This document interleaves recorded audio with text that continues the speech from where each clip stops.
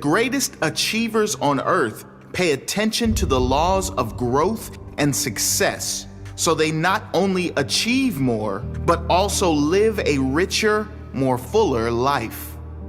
Here are the 4 important laws of growth. Pay attention, listen closely, take notes, and take action. Number 1, speak less. Number 2, listen more. Number 3, react less. Number 4, observe more. Now listen closely as we go over each law, why it is important, and how to go about applying it in your life. Number 1, speak less. Let your results speak for you. You don't always need to tell everyone what you're up to or what you're planning to achieve. Let your results do the talking. People will notice and respect you more if they see your results before they hear your plans. The majority of great achievers talk less than they work. They talk less than they achieve. You'll rarely find a great man or woman talking more than they achieve. In fact, if you think about how ridiculous that statement is, you'll understand it is impossible. How can one be great if their talking outweighs their doing? If their results are less than their words? That is not greatness. It is ignorance and arrogance. Talk less, do more. Let your results speak for you. Number 2, listen more. You cannot learn if you do not listen. You cannot grow if you do not learn. So, learn to listen more. Learn to listen better, more intently. Listen with purpose and intention to get something out of it. If you are serious about making your life as great as it can be, you should be committed to be an eternal learner, a student of life. You should be as committed to curiosity as a child. The kind of curiosity and presence that will enable you to notice things others do not, and that will give you the advantage.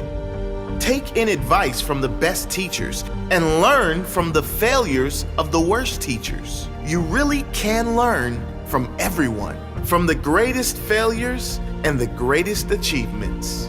Pay attention, listen more to be more. Number 3, react less. The less you react, the better you can respond. Don't jump to conclusions or let your emotions overpower you. You have to discipline your emotions and your reactions to every person and every circumstance in your life. Discipline gives you power, and this is especially true when it comes to controlling your emotions. There's an important quote that says, "One of the best lessons you can learn in life is to master how to remain calm." When it all seems too hard, remain calm. When it all seems too good, remain calm. Don't overreact. Don't over-celebrate. Master calm. Practice being calm in all situations, looking at every situation objectively and calmly so you can respond effectively. As the saying goes, learn to discipline your emotions, because if you don't, your enemies will use them against you. Number 4, observe more. The closer you observe, the better your understanding. And the better your understanding, the better your decisions will be. Pay close attention to those you admire, the people who are living a life similar to that you want to live. Pay close attention to the teachings you want to master, the principles you want to master, the skills and habits you want to develop. Observe what works and what doesn't work in your own life. Pay attention and observe yourself, how you feel physically and mentally after all events and circumstances. Observe, evaluate, and make changes accordingly. And finally, The principle of growth everyone must add to the recipe: take action. As Bruce Lee said, knowing is not enough, we must apply. Willing is not enough, we must do. If you want anything in life, it's not coming to you while you sit on your hands. Get up, get out there, and get it. Make a decision that you want it, and do whatever it takes to get it.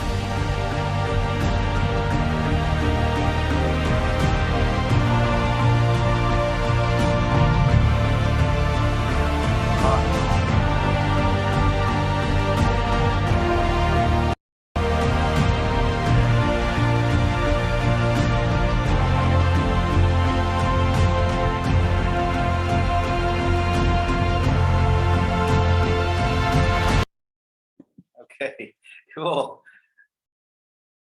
That's it. That's it. Yeah. Okay. What's that, sir? Awesome. Yep.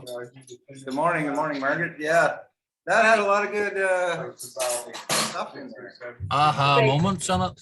Aha moments, yeah, insights, especially relevant to what we're trying to achieve here. Yeah, and the most thing I got out of it is, like, we've got a whole bunch of leaders and people that have already paved the way of what we want to achieve. We just need to learn from them and pay attention to what's working and what they're doing. And that's awesome. And we must master the skills. You know, Yeah, I've got to master the calmness. I get excited, and it really comes through, rather than being I'm not sure how to put it, just structured verbally when I'm speaking. I guess that start getting hyped up, excited. I don't want to do it that way. I just want to come across as a leader rather than excitable leader. And also in situations where things coming at me, I get overly mad, I would say. I mean, if somebody says the wrong thing to me, I get very defensive, and something clicks, and I'm like, I'm just ready to come blasting out. And I have to rein that in and calm down, because you're going to get a lot of objections, and you can't come across as defensive and shoot them down. Calmly answer. And that's why I like watching that shootout with Eric Worre. I mean, there's a lot of screaming going on from the backside, but when you listen to Eric, how calmly he presents back to them, it shuts them up. And I've got to learn how to do that. Well, it's learning how to respond and not react. Yeah. And that's on all situations for me. Yeah, you could tell in that situation that Eric Worre is just, he's confident. They gave it to him, yeah. They gave it to him. He's confident and he's cool. He's just like, whatever you got, bring it on, because I'm fine, you know. I'll just answer whatever you can bring to me, you know. That's a perfect example. The bulletproof network marketer. Yeah, armor. He has his armor. Yeah. But you know, I think in life that there's always three things, choices, no matter what situation in your life that you're dealing with. You can either accept it, change it, or leave it. In everything that you do, there's three choices. Yep. And the outcome's always how you react. Respond. React and respond. Yeah. And not just verbally. Also, I mean, I'm pretty animated. Well, mentally, but even I'm animated. And when somebody says something wrong, I'm like, I mean, you can see it in my face. You don't have a poker face. When I'm getting irritated or happy, either way. Sometimes you don't want to kind of come off with that smirk either. Yeah. So you gotta be careful about your facial animations when you're in front of somebody. Mm-hmm. Yeah, and also on that, talk less and do more, because we get so excited about telling people about things that we don't really need to do that, you know, and that's actually becomes a problem. You get so excited about this is what's going to happen, and you know, we're going to make $1 million in 2 months and all this stuff. You know, we don't need to do that. You just just do it. When I was out yesterday, I'm doing a lot of things, but I was out yesterday. I talked to a gentleman, kind of a test for myself to come across differently. And I found myself at the end of a short question presentation thing of blurting out the financial side, the business. Cut that off. No, but you don't have to get into the business side of it. Product, try the product. Oh, and if you try the product, you're gonna love it, and then you're gonna want to get into the business and make money. Don't do that. Yeah. The Unless- marketer comes out. Unless that's what the conversation was about to start with. You know, you Right. met somebody and you're talking about business and you want to make some money together or whatever, and then, you know, Yeah, Yeah. it depends on the person. yeah. Yep. Yeah. Wow. What were you gets gonna me is that why people can be so demanding of what is it, why is it, how is it? But yeah, when they go to the doctor says take this, there's no question. Like, Yep. I don't know. Yeah. It's not real, you know. Yeah. Yeah, definitely. Yeah, I love that. Remain calm. That's the biggest message. Master calmness. And I like the Bruce Lee thing too. You know, I've seen that quote from him many times. We must apply and we must do, you know. And he was a master at a lot of things, but that was one of them. The one's good too about be like water. Right. Water's Yeah. all powerful, but it's also calm. He Yeah, says and once. it flows. Yeah, you know, flows, around, flows around the rocks. That's why he was so powerful when he was fighting, because he was completely calm and relaxed. And as soon as he made the impact, that's where he put the power on, which is hard to do. Right. Right. Yeah, and it's amazing for such a short time on this earth how much influence he's created even now in so many different ways, you know, in those his philosophies and in his martial arts and in his fitness and everything. It's crazy. My neighbor and my friend here in Cabo was one of his best friends, and All he right. was he was a pallbearer at his funeral. All One right. of them out of 6. Wow. Yeah. And so he tells me all these inside stories of because of that. So of their Sad to time. see his son dying as well, but he knew it. Yeah. His son Yeah. predicted his death. Yeah, it's unreal. All that stuff. Yeah. Yeah. And so Dee, what were we talking about earlier before that? We were talking about your action plan, which was cool. I think we all need to have that clear in our heads. I've been starting to kind of write it out. What do I want to do? What am I doing? Yeah. Are you getting that from somewhere, Dee? Or what? Well, the like 20-year, 10-year, that is from it's a digging deeper series of just like planning your time management. There's a lady on Facebook. I'll send you a message, and her name is Kaya Ben Shabbat or something like that. She used to be Alison Lamar, but she became Jewish, and so she changed her name. And she was in network marketing, and she rose to the top of the Mary Kay. We were in Mary Kay together, and she became a national sales director in like record time. She was the youngest and the fastest. She built like a gigantic team, and then she went on and built 2 other companies. And so her time management techniques were just always spot on. And so I went to find, her again to help me get prepared for this 90-day run. And because I have such a large family and all this, that, and the other. And that system of planning out your 20-year, like if nothing was a limit, where would I want to be in 20 years? Okay, what would that look like in 10 years? Okay, what would that look like in 5 years? Okay, so what is my 1-year plan to bring me towards these goals? And for us in Lifeway, like I said, like it would be the first thing is to get to the first rank, but to trust that if we did this 90-day run, anything could be the limit. So what do I need to do? And then my goal, like I said, is director by December of 2022. Now, I believe anything is possible, but that would be realistic. And I could see that in my head if I'm working my plan backwards. And so if this 90-day run, if the least I got out of it were manager, then that's 3 months to get manager, 9 months then to try to help 2 people become manager themselves.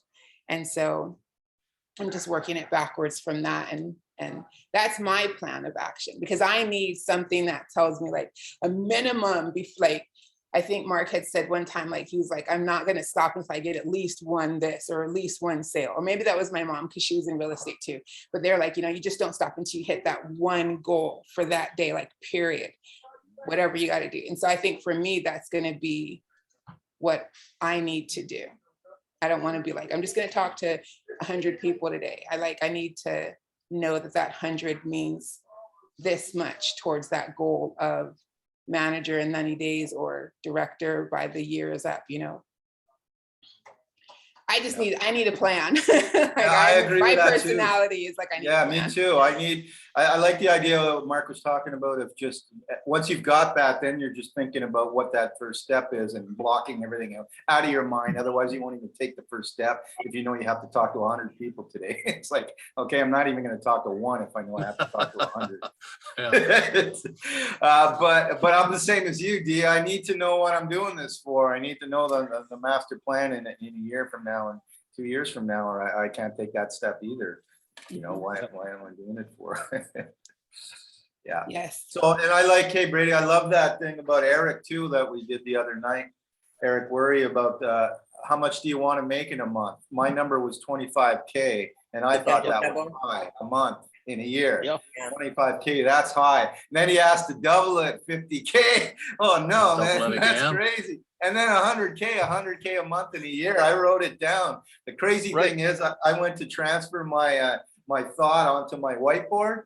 And what did I write? I will be making 25K by this. Yeah. Automatically, my brain, like, what did that? And that's per, no, that is per month. Per month. Yeah. But you know what I mean? I wrote down 25 and I'm going, no, it's not 25, it's 100. So I changed it because your mind just blocks you out from that. So my goal is 100 a month in by the end of December. That's what Eric said. That's what I'm going for. But what I'm, you know, my first goal is to hit manager and be making 3,000 a month. I'd be so happy. Well, with when he's actually talking about that, he's gearing up because he leads into, after that segment, there's another person comes out and then he goes into the 90-day run because that was Sunday afternoon, evening. Right. And he's speaking about doing this in your 90-day run. By the end of 3 months, 90 days, you're at the 100 grand level, your projected number per month, not taking the whole year to get there. The rest of the year, you're going to build onto that and explode. And you have to make your number. I mean, sure, if you write down 10,000, double it to 20, double it to 40, that's a pretty darn good start. But when you look at the comp plan and realize that if you bring these people in and at the end of 90 days, they're hopefully plugged in and you're not helping them and they're going to the meetings, and when you get done with the 90-day and you go back and start working with your team, it should really explode. Because when you talk about the seasons, which Tamara knows, there's seasons in business. You've got your spring, summer, fall, winter. In the spring, people are in the planning mode. By summer, they think, okay, I'm going to start getting into it. Fall comes, you're like, yeah, okay. Winter comes, you're thinking it's cold, it's dried up, no business. Not the way to think about it. The winter, when you believe it's cold and dry, you're planning for the spring, the renewal, and you come out fresh and you go with that 90 days. And in the summer, you're hot and you're moving along with your team. In the fall, you're in the planning stages again to hit that cold winter month with your team, plan out for their 90 days and run again into out of winter and spring and keep that cycle going. Yep. Yep, exactly. And yeah, all about that, taking action on that. You know, yeah. There's awesome. Besides this that we're all speaking about, how much time we got? We got 5 minutes. 5 months. I don't want to get into exactly what I'm doing. It's going to be kind of a shocking surprise for myself, especially close family members, people that watch me continually. But it's when you're in social media like this, you can brand yourself as anything you want to be. You can come out and be anything. The more I watch people online, if they're trying to start out network marketing, they all come across like they're a Dean DeGrazio, sitting around wearing their t-shirts, and talking and trying to hype people up, but they're not at that level. And I look at them thinking, you're trying to come off as you're living the laptop luxury lifestyle, kicking back, and you haven't been there. You don't deserve to sit around in your t-shirt. I just went out yesterday and bought a massive amount of clothing. I'm coming out with a whole new brand. I'm gonna look better than Eric Worre. And this You look good. And this Yeah. is I'm going all out in this. I'm having pictures done. I'm redoing my website. The whole brand package is going to be different. So when I come out in January, it's professional. It looks professional. I will be on camera professional. You'll never see me again looking like this on camera. Right. Yeah, cool. So I think it's time to start changing I'm not telling everybody to do that. I mean, you can be casual when you're talking to somebody, that's fine. But when you're doing a presentation with somebody, you don't want to get on a Zoom call sitting there with whatever's in the background looks kind of crappy and yourself looking disheveled.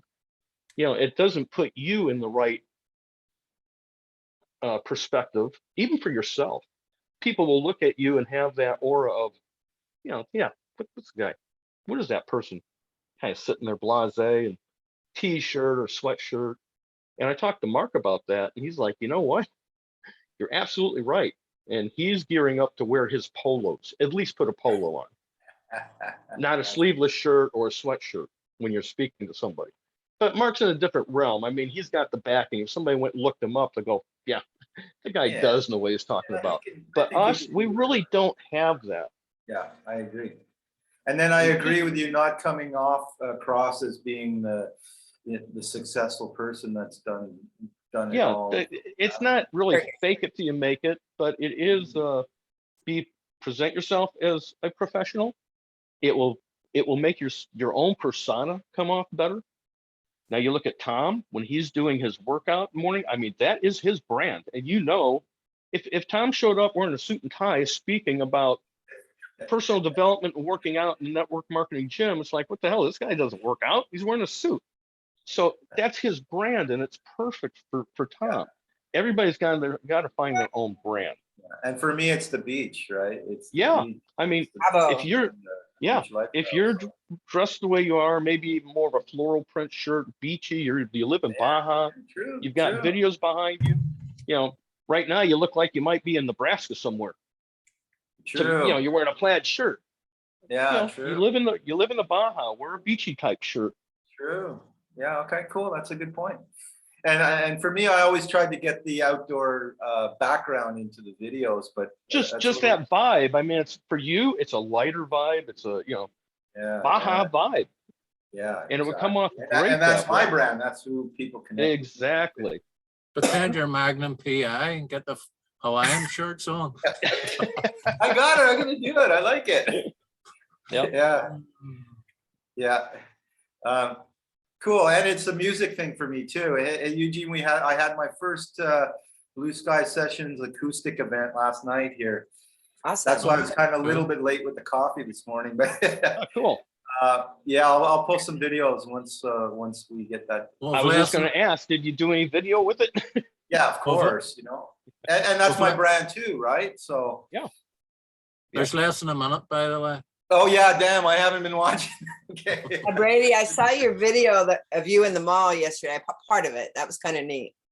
That was a short video. It just it really irked me going to that mall. I hadn't been there. It's only 6 miles away. Yeah. I walked in. I'm like, half the mall's closed. The other stores in that half are closed. There's like 50 people at noon. Yeah. And then remembering back in my childhood, if you watch, we're out of time, right? Hey, we're out of time. Oh, right? I'm sorry. Okay. I wasn't paying attention. I'm gonna go buy a Hawaiian shirt and we'll. Bye, Jan. Okay, we'll see. Bye, Jan. Bye, Tom. Bye, Jan. Bye, everyone. Bye, everyone. Bye, guys. See you tomorrow. Bye-bye. Awesome. See you. Have a productive day.